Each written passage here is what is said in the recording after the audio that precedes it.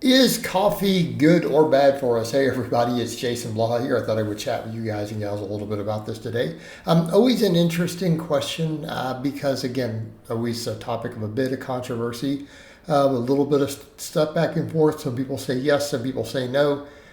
Disclaimer, I am biased here. I'm a coffee drinker. I'm a coffee addict. You guys watch me drink coffee regularly in my coffee chats in the morning live. Right? I drink coffee. Big on intermittent fasting, and I drink coffee instead of eating any food or anything like that. So for me, I drink straight black coffee first thing in the morning, every morning. But we kind of have to get into the question of, the health concerns. All right, there's always some good and some bad.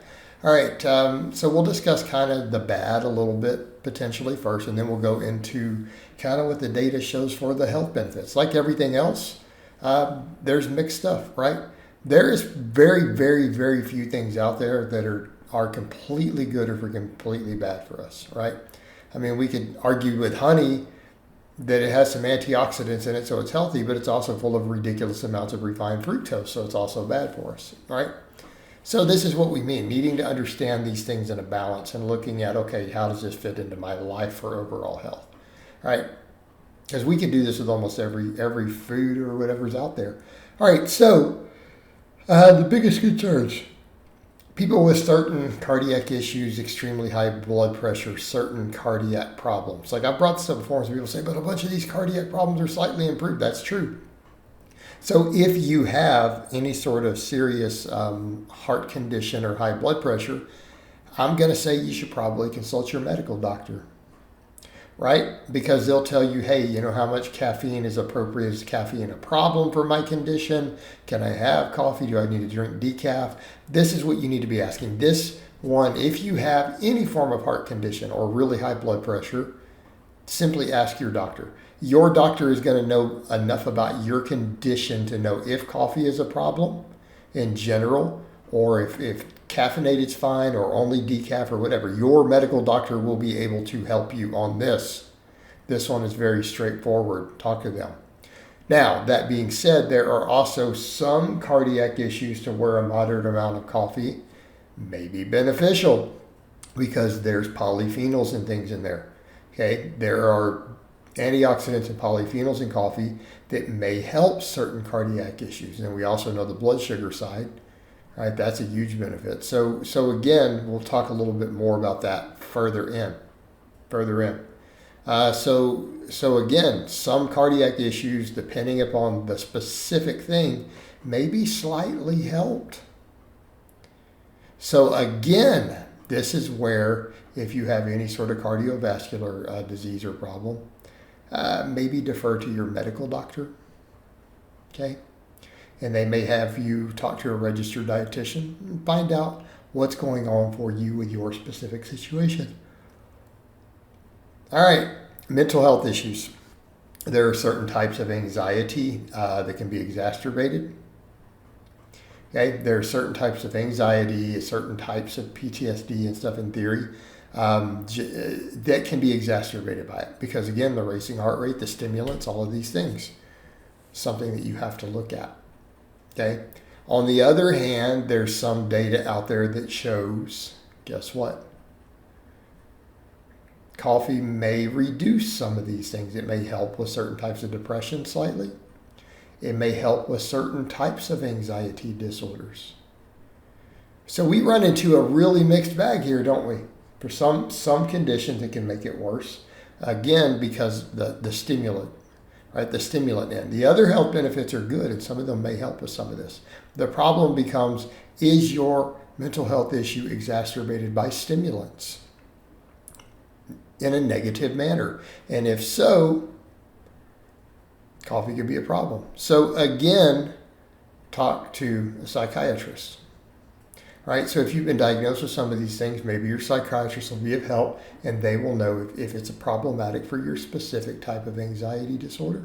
Like, so when in doubt, if you're trying to do your own research, do your own. But I mean, when in doubt, when you're dealing with any medical issue, I don't care whether it's a heart issue or a mental health diagnosis. This is why we have medical doctors. Their job is to provide you guidance on this to the best of their expertise and their knowledge. It's usually a good direction to go.